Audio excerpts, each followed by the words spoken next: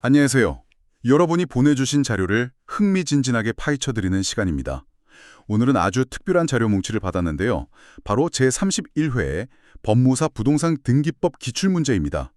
특히 많은 수험생들이 머리를 쥐어뜯었다는 21번부터 30번까지의 문제들을 한번 들여다보려고 합니다. 네, 보통 이런 문제풀이는 그냥 정답 확인하고 관련 규정 외우고 넘어가기 마련이죠. 맞아요. 하지만 저희는 좀 다르게 접근해 보려고 합니다. 이 딱딱한 시험 문제를 재료 삼아서요. 그 속에 숨어있는 부동산 등기법의 진짜 원칙과 논리를 한번 파헤쳐 볼 겁니다. 아주 좋은 접근입니다. 사실 법조항 하나하나가 수많은 실제 사례랑 분쟁 속에서 다듬어진 결과물이거든요. 그렇죠. 이 규칙들은 도대체 왜 이렇게 만들어졌을까? 어떤 현실적인 문제를 해결하기 위한 걸까? 이런 질문들을 던져보면서요. 네, 그 배경을 이해하면 지식이 훨씬 입체적으로 다가올 겁니다. 좋습니다. 그럼 바로 시작해 볼까요? 첫 번째로 살펴볼 문제는 21번입니다. 동일한 부동산의 등기 기록이 2개 이상 생긴 이른바 중복 등기 상황을 다루고 있어요. 제가 문제 먼저 읽어보겠습니다. 문제 21번입니다. 중복 등기 기록의 정리에 관한 다음 설명 중 가장 옳지 않은 것은 1. 이미 등기된 부동산에 관하여 이중으로 소유권 보존 등기의 신청이 있을 경우 그 신청은 부동산 등기법 제29조 제2호에 사건이 등기할 것이 아닌 경우에 해당하여 각하된다. 2. 중복 등기는 같은 부동산에 관하여 2개 이상의 등기 기록에 중복하여 맞춰진 소유권 보존 등기나 멸실 회복 등기를 의미하므로 등기 기재의 착오, 존재하지 않는 토지에 대한 소유권 보존 등기나 멸실 회복 등기 등으로 인하여 외관상 지번이 동일한 등기 기록이 존재하게 되었더라도 그 등기 기록상 등기를 중복 등기로 처리하여서는 아니 된다. 3. 부동산 등기 규칙 및 중복 등기와 정리에 관한 사무 처리 지침에 의한 등기 용지 폐쇄는 실체 권리 관계에 영향을 미치지 아니하고 일정한 경우 폐쇄된 등기 용지의 부활을 신청할 수 있으므로 판결에 의한 등기 자체의 말소와는 구분된다. 4. 등기된 토지의 대장상 분할된 일부에 관하여 중복하여 소유권 보존 등기나 멸실 회복 등기가 격려된 경우 그 일부 토지 부분에 관하여는 중복 등기로 볼 수 없다. 5. X토지의 선등기 기록에는 을의 소유권 보존 등기, 병의 근저당권 설정 등기, 갑의 소유권 이전 등기가 각 순차로 격려되고 같은 토지에 관해 후등기 기록에는 갑명의의 소유권 보존 등기가 격려되어 있는 경우라면 후등기 기록을 폐쇄한다. 네, 이 문제 정답은 4번입니다. 이건 뭐랄까 등기 시스템의 가장 근본적인 오류 상황을 묻는 건데요. 마치 한 사람에게 주민등록번호가 2개 발급된 거나 마찬가지예요. 정말 골치 아프겠네요. 누구를 진짜 소유자로 밀어야 할지 알 수가 없으니까요. 그렇죠. 그래서 1번 지문처럼 애초에 이런 신청이 들어오면 등기관이 이건 등기할 수 없는 사건입니다 하고 바로 각하, 즉 거절하게 되어 있습니다. 싹을 자르는 거군요. 네, 그런데 이 문제의 핵심은 이미 중복 등기가 발생해버린 후 이걸 어떻게 정리하느냐 이거죠. 그중에서도 4번 지문이 틀린 답이라는 말씀이신데 토지의 일부만 중복 등기가 생겼다면 이건 중복 등기로 볼 수 없다. 이게 왜 틀린 설명인가요? 그게 바로 이 문제의 함정입니다. 상식적으로 전체가 아니라 일부만 중복됐으니까 좀 다른 거 아닐까? 이렇게 생각할 수 있거든요. 네, 저도 그럴 것 같아요. 하지만 등기 시스템의 정확성은 절대적이어야 합니다. 단 한 평이라도 중복된 기록이 있으면 그건 명백한 중복된 기예요. 그 일부 때문에 전체 부동산의 권리 관계가 불분명해질 수 있으니까요. 일부든 전부든 예외가 없다는 거군요. 맞습니다. 그래서 중복 등기로 볼 수 없다고 한 4번 지문이 옳지 않은 거죠. 네, 그렇군요. 그럼 다음 문제로 넘어가 보겠습니다. 22번은 상속에 관한 문제입니다. 문제 22번입니다. 다음 중 피상속인 사망에 따른 상속 등기가 맞춰지기 전에 다른 등기 원인이 발생한 경우 상속 등기가 선행되어야 하는 경우에 해당하는 것을 모두 고른 것은 기억, 저당권 설정 등기 후 경매 신청 전에 채무자인 목적물 소유자가 사망한 경우에 경매 개입 등기 촉탁의 경우, 니은, 가등기를 마친 후에 가등기권자 또는 가등기 의무자가 사망한 경우 가등기에 의한 본등기 시 가등기 명의인이 사망한 후에 상속인이 가등기의 말소를 신청하는 경우, 디귿, 피상속인 소유 명의의 부동산에 대하여 상속인을 등기 의무자로 한 처분금지 가처분 등기의 촉탁에 기한 가처분 기입 등기의 경우, 리을, 사망한 공유자의 상속인들에 대하여 공유물 분할 판결이 확정된 경우. 미음, 사망한 자의 상속재산에 대한 파산 선고 결정 및 그에 따른 파산 선고 등기가 마쳐진 후 파산 관제인이 형식적 경매를 신청하거나 법원의 허가를 얻어 임의 매각에 따른 소유권 이전 등기를 신청한 경우. 1. 기역과 리을. 2. 기역과 니은 미음. 3. 니은 디귿 리을. 4. 니은 디귿 리을. 5. 기역과 니은 디귿 리을 미음. 네, 정답은 1번 기역과 리을입니다. 이 문제는 어떤 건 상속 등기를 먼저 해야 하고 어떤 건 상속 등기 없이 바로 할 수 있는지를 구별하는 문제예요. 왜 그런 구분이 필요한 거죠? 핵심은 효율성과 기존 권리 보호에 있습니다. 원칙은 명확해요. 소유자가 사망하면 일단 상속인들 앞으로 상속 등기를 해서 권리관계를 깨끗하게 정리하고 그 다음에 다른 등기를 진행해야죠. 그게 가장 투명하니까요. 그런데 예외가 있다는 거죠. 예를 들어 니은, 디귿, 미음 같은 경우는 상속 등기를 생략하고 바로 등기를 할 수 있어요. 아, 불필요한 절차를 생략해서 신속한 권리 실행을 돕는 거군요. 그렇죠. 반면에 기역이나 리을처럼 저당권 실행을 위한 경매를 신청한다거나 상속인들을 상대로 공유물 분할 판결이 확정된 경우에는 이건 새로운 권리 변동을 만드는 중요한 행위거든요. 네, 그렇겠네요. 그래서 이런 경우에는 반드시 상속인들 명의로 상속 등기를 먼저 마쳐야 거래의 안전을 해치지 않는다고 보는 겁니다. 알겠습니다. 상속 문제에서 또 하나 까다로운 게 미성년자 문제죠. 다음 23번입니다. 문제 23번입니다. 미성년자의 대리인에 의한 등기 신청에 관한 다음 설명 중 가장 옳지 않은 것은 1. 미성년자인 자 2인의 공유 부동산에 관하여 공유물 분할 계약을 하는 경우 미성년자인 자 1인에 관한 특별 대리인의 선임이 필요하다. 2. 친권자가 미성년자인 자와 공유하고 있는 부동산에 대하여 친권자만을 채무자로 하는 담보시탁 계약을 체결하고 이에 따라 소유권 이전 등기를 신청하는 경우 미성년자인 자에 대하여 특별 대리인의 선임이 필요하다. 3. 친권자와 미성년자인 자의 공유 부동산에 관하여 친권자와 그 미성년자를 공동 채무자로 하거나 그 미성년자만을 채무자로 하여 저당권 설정 등기를 신청하는 경우 특별 대리인을 선임할 필요가 없다. 4. 미성년 후견인과 미성년자 사이의 이해가 상반되는 행위에 관하여 미성년 후견 감독인이 있으면 그 미성년자 또는 그 미성년자 일방의 대리는 미성년 후견 감독인이 하여야 한다. 5. 민법 제909조 제4항부터 제6항까지의 규정에 따라 단독 친권자로 정해진 부모의 일방이 사망한 경우 생존하는 부 또는 모의 친권은 당연히 부활하므로 생존하는 부 또는 모는 별도의 친권자 지정 절차를 거치지 않더라도 미성년자인 자를 대리하여 등기 신청을 할 수 있다. 정답은 5번입니다. 이건 친권과 관련된 아주 중요한 실무 지식이에요. 5번 지문을 보면 이혼 후에 단독 친권자였던 부모 한쪽이 사망하면 살아있는 다른 부모의 친권이 자동으로 부활한다고 되어 있네요. 네, 바로 그 당연히 부활한다는 부분이 명백히 틀렸습니다. 이건 좀 의외인데요? 당연히 친권이 돌아갈 것 같은데 왜 아니죠? 바로 그 당연하다는 생각이 법에서는 가장 경계하는 겁니다.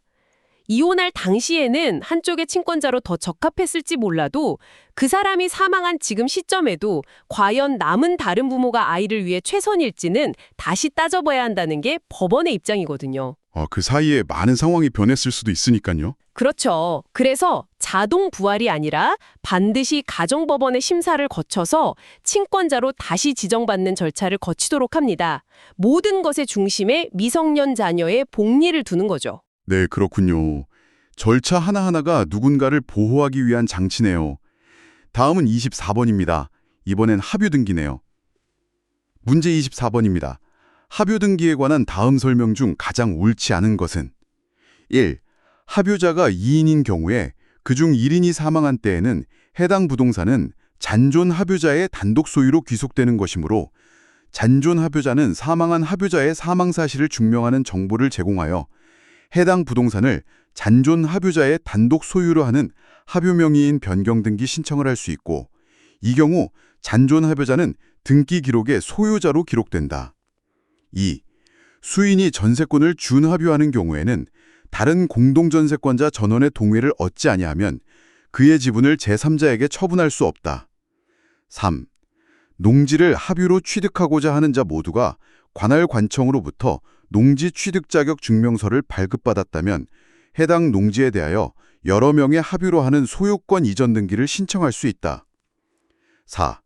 합유자 중 일부가 나머지 합유자들 전원의 동의를 얻어 그의 합유 지분을 다른 자에게 매도하거나 그 밖에 처분을 하여 종전의 합유자 중 일부가 교체되는 경우에는 합유 지분을 처분한 합유자와 취득한 합유자의 공동 신청으로 합유 명의인 변경 등기 신청을 하여야 한다.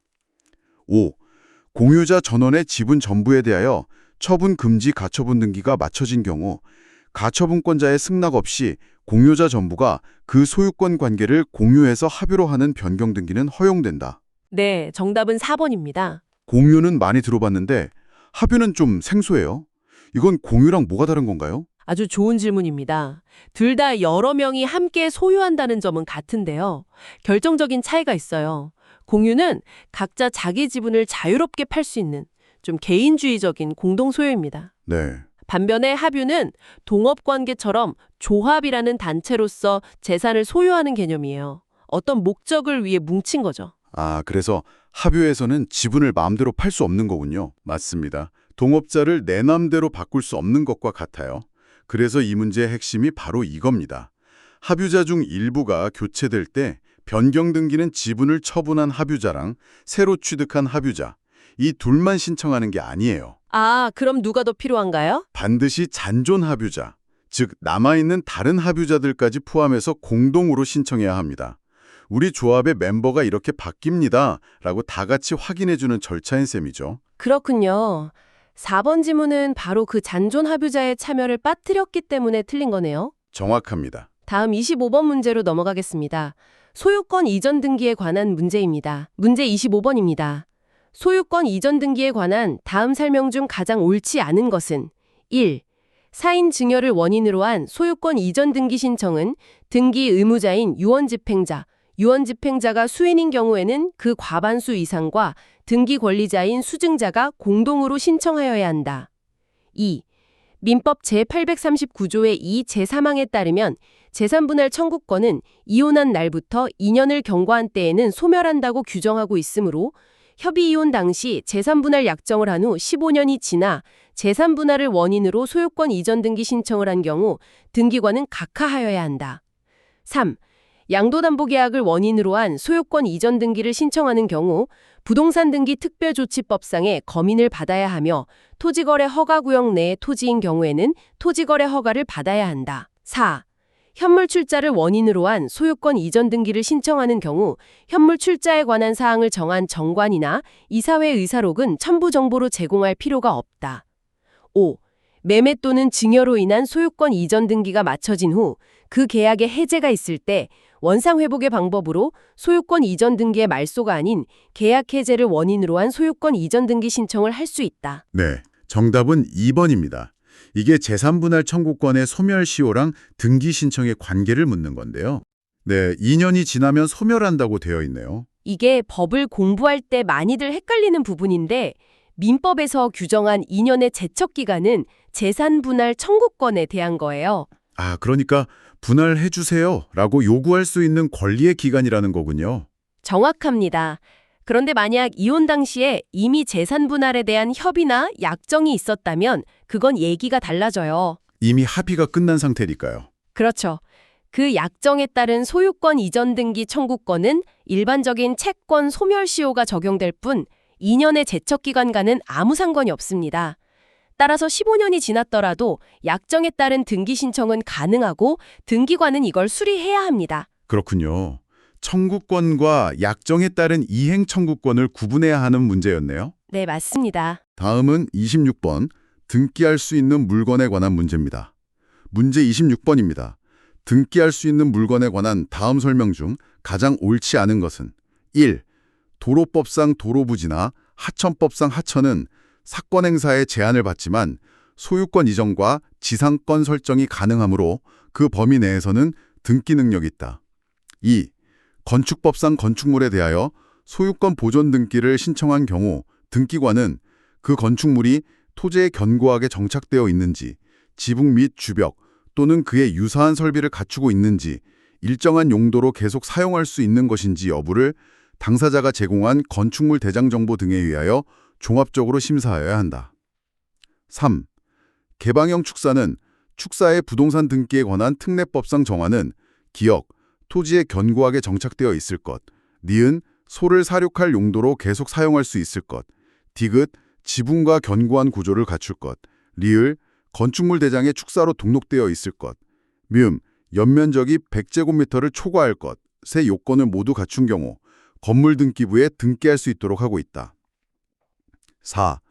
해수면 위에서 호텔 또는 상가로 사용할 목적으로 선박을 개조하고 해저지면에 설치한 다수의 H빔 형식의 기둥에 고정시켰더라도 부동산인 토지에 견고하게 정착한 건물로 인정될 수 없으므로 소유권 보존 등기를 할 수 없다.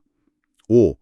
집합 건물의 공용 부분 중 구조적, 물리적 공용 부분, 복도, 계단 등은 전유 부분으로 등기할 수 없으나 공용 부분이라 하더라도 아파트 관리사무소, 노인정 등과 같이 독립된 건물로서의 요건을 갖춘 경우에는 독립하여 등기할 수 있다.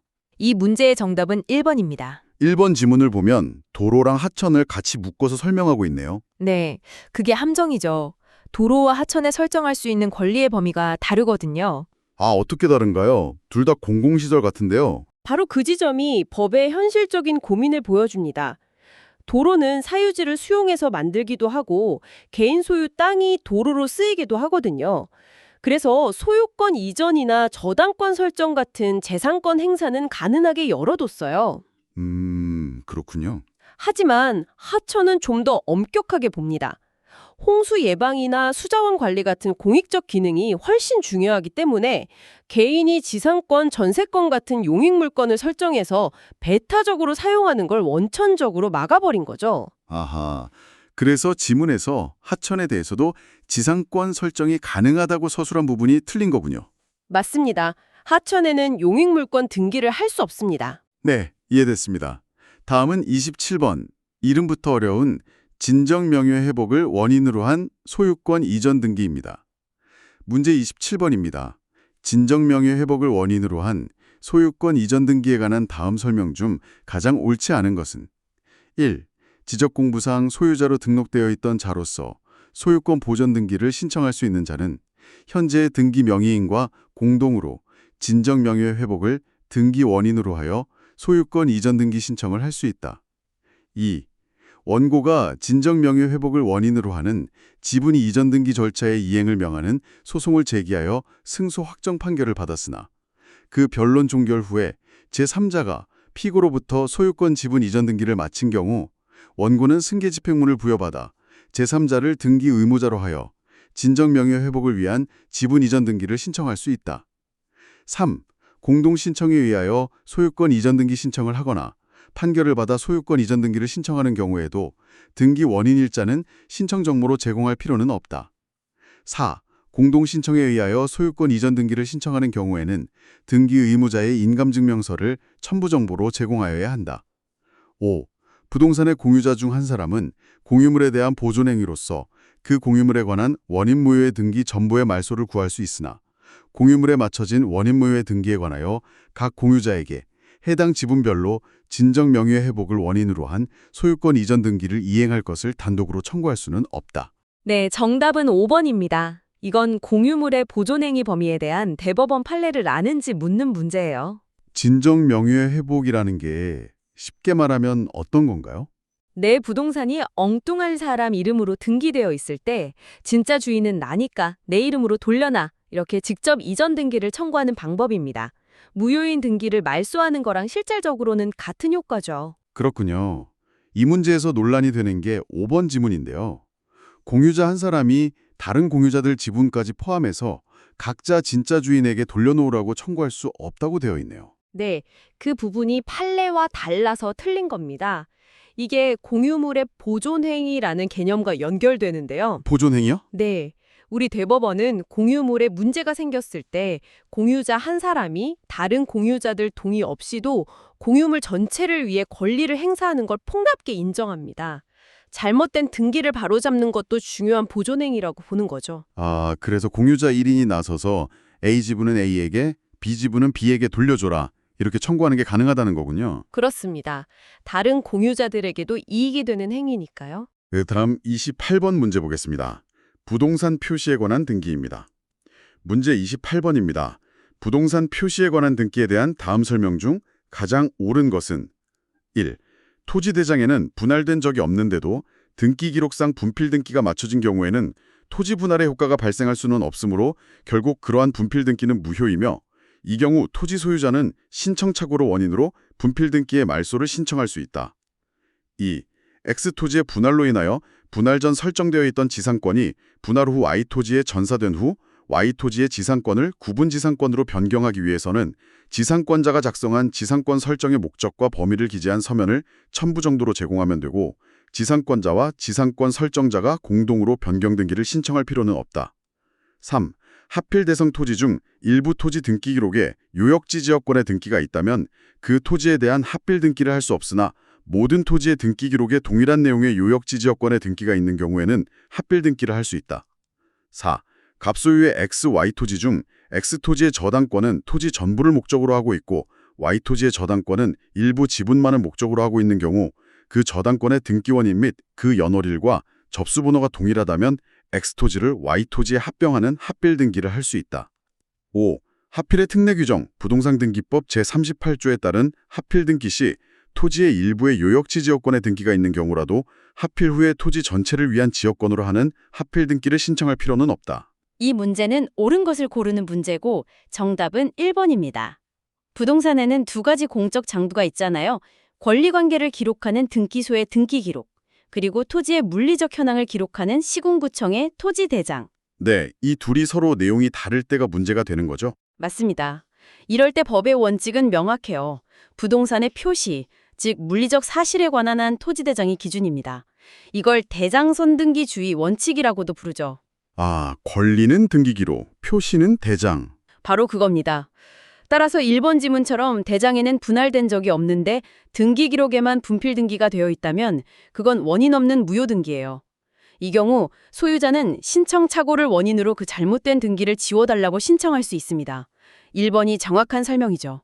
그럼 다른 보기들은 다 틀렸다는 건데 3번 같은 경우 요역지 지역권 등기가 있으면 하필이 안 되는 건가요? 네, 요역지 지역권 등기가 있는 토지는 하필이 제한됩니다. 원칙적으로 안 돼요. 그렇군요. 이제 두 문제 남았습니다. 29번 등기관의 처분에 대한 이의 신청 문제입니다. 문제 29번입니다. 등기관의 결정 또는 처분에 대한 이의에 관한 다음 설명 중 가장 옳은 것은 1. 등기관의 결정 또는 처분에 이의가 있는 자는 부동산 소재지 지방법원에 이의 신청을 할 수 있다. 2. 이의 신청은 구술 또는 등기소에 이의 신청서를 제출하거나 인터넷 등기소를 통하여 이의 신청 정보를 보내는 방법으로 할 수 있다. 3. 등기의 말소 신청에 있어 부동산 등기법 제57조 소정에 이에 관계 있는 제3자의 승낙서 등 서면이 첨부되어 있지 아니하였다는 사유는 제3자의 이의에 관련된 것이므로 말소 등기 의무자는 말소 처분에 대하여 이의 신청을 할 수 있는 등기상 이해관계인에 해당되지 아니하여 이의 신청을 할 수 없다. 4. 등기 신청의 각하 결정에 대하여는 등기 신청인인 등기 권리자, 등기 의무자 및 제3자가 이의 신청을 할 수 있다. 5. 이미 맞춰진 등기에 대하여 부동산 등기법 제29조 각호의 사유로 이의한 경우 등기관은 그 이의가 이유 있다고 인정하면 부동산 등기법 제58조의 절차를 거쳐 그 등기를 직권으로 말소한다. 이해 신청을 할 수 있는 이해관계인의 범위를 정확히 아는지를 묻는 문제예요. 3번 내용을 보면 제3자의 승낙서가 없어서 등기가 말소된 경우에 말소당한 등기 의무자는 이의 신청을 할 수 없다는 거네요. 네, 그게 맞는 설명입니다.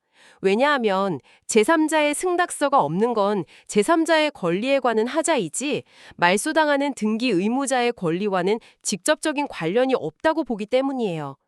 따라서 이 사유를 들어 이의 신청을 할 수 있는 적격자가 아니라는 게 우리 예규의 태도입니다. 그럼 다른 보기들은 왜 틀렸나요? 1번은 지방법원에 이의 신청하는 거 맞지 않나요? 맞는데 신청서 제출은 관할 등기소에 해야 합니다. 법원에 바로 가는 게 아니에요. 또 2번의 구술로는 안 되고요.